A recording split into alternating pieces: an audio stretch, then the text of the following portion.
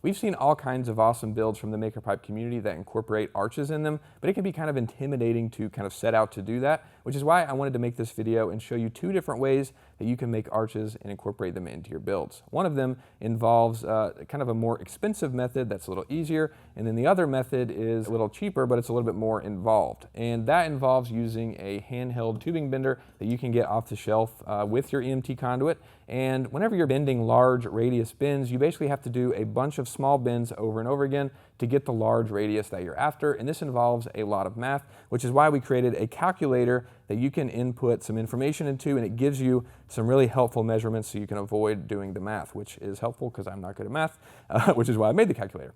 So basically what we're doing, like I said, is just figuring out the measurements for those small bends that we're doing over and over again. And so the first question this is going to ask is, what do you want your desired diameter of the circle to be? So that's just from the outside of the edge of the circle to the other side. What do you want that dimension to be? And for this example, I'm just going to use 48 inches for my arch. And that's going to give us two pieces of information. We've got the total length of conduit that's needed and the total number of 10-foot sticks that are needed. And this is really important because EMT conduit can be found locally available, but it only comes in either 5 or 10-foot lengths, so you're kind of constrained based on that 10-foot measurement. And so this is going to tell you if it needs to be more than 2 or more than that 10-foot stick. In this case, it needs to be at least 2 segments. So that's why that part of the calculator is there. Okay, and now the next question is where people get confused when making arches and using this calculator, because it asks how many segments do you want. And because the calculator is expecting you to be making a full circle, it's expecting you to put in a segment based on that. But what you're going to do is essentially just double the number of segments that you're imagining for your arch into the calculator. So for example, if you want your arch to have 2 segments, pretend like it's just this top half of the circle, then you're going to input 4 because the calculator is thinking in terms of that full circle. And let's say you're bending, you want 1 continuous piece for your arch, you're going to double that and input 2 in the calculator. That's really all you have to think about when you're using this calculator for arches, just essentially double the number of segments that you're thinking in your mind, and that's what the calculator is expecting for a full circle. Then you can get the rest of the measurements that you need. So I want to do 2 segments for my arch, so I'm going to input 4 in the calculator, and that's going to give me an important piece of information, which is this segment length here. And that's going to be, if we look at this picture up here, we can see that this is 2 segments like we wanted, and both of those segments are going to be 37.7 inches long, and once we bend those, that'll give us the desired diameter. And I usually like to leave this a little bit longer so then I can trim it down as needed, but that's an important piece of information that we get there. And the next question is, what angle are you going to bend, or do you want to bend? And we can see here on the bender head, there is a bunch of different angles, and you essentially just want to remember that the smaller the angle that you bend, the smoother the circle or arch is going to be. And so I like to do 10 for the smoothest. It also divides well.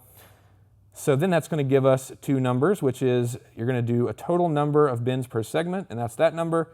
And then you're going to bend every 4.19 inches. And this calculator is very exact, as you can see, but you can kind of get as close as possible. Even if you bent it perfectly, you're still going to have to kind of adjust it at the end. So just kind of get close whenever you're making your measurements.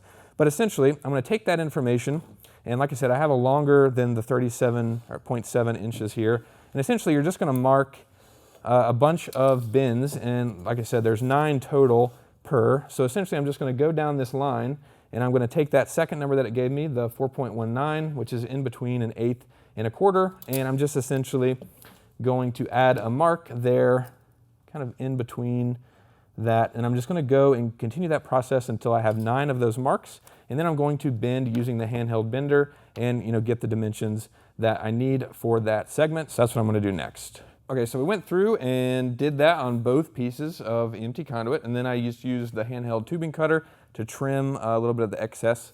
And then now all you have to do is join them together, and then you have your 48-inch radius between these 2 pieces, and you got the 48-inch diameter between the 2 pieces, and you got the arch completed. And I'll show you how to put these 2 pieces together towards the end of the video.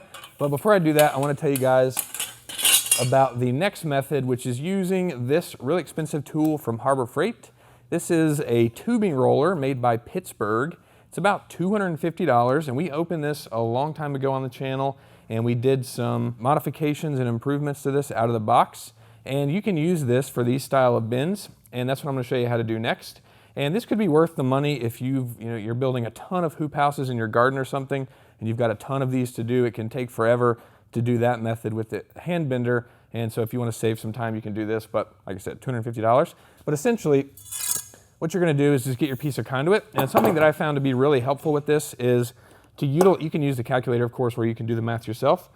But if you can figure out what that segment length is supposed to be for whatever that desired diameter that you're after, if you can mark that on this, that'll make this process a lot easier, because there's really not a precise way to use this. It doesn't give you a guide on a certain number of turns that gets the radius or diameter and angle that you're after. So I find that if you can figure out the segment length and then write that and mark it on the conduit, that will help you a bunch in this process.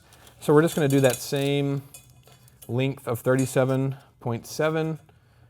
And it doesn't have to be perfect here, because I'm still going to do the same thing where I trim the excess off once we finish the bend, but I'm just going to kind of get close here. Let's just do 37. Actually, let's just do it right there. 37 3/4. That'll kind of get us in the ballpark so we can know how much of this segment we should do. But essentially, the way this works is you just put this in here between the 3 bearings, and then you will tighten this top part in the middle, and that will lower this. And essentially, you're just going to tighten this completely until it's touching the EMT.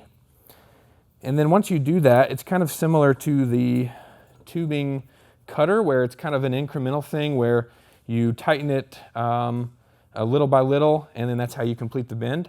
So once you kind of get to where it's touching the EMT, as it is now, then you basically just do a half turn or a full turn, and then kind of adjust the dimension as you go until you complete the bend. So that's what we're going to do.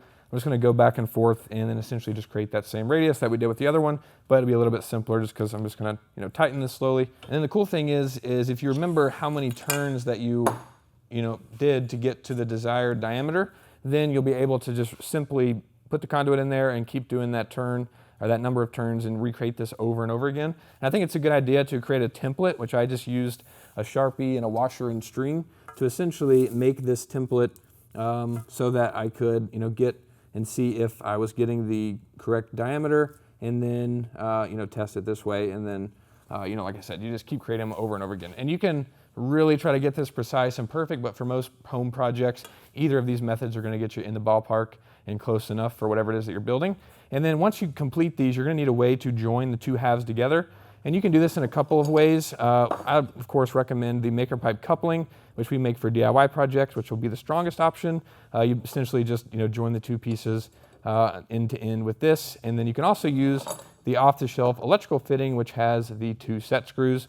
And it's not going to be as strong, but it is an inexpensive option you can do to combine those together. But hopefully you guys found this helpful and can incorporate some cool arches into your builds like we've seen from other projects in the community. If you have any questions, feel free to leave those down below. Thanks so much for watching, and I'll see you in the next one.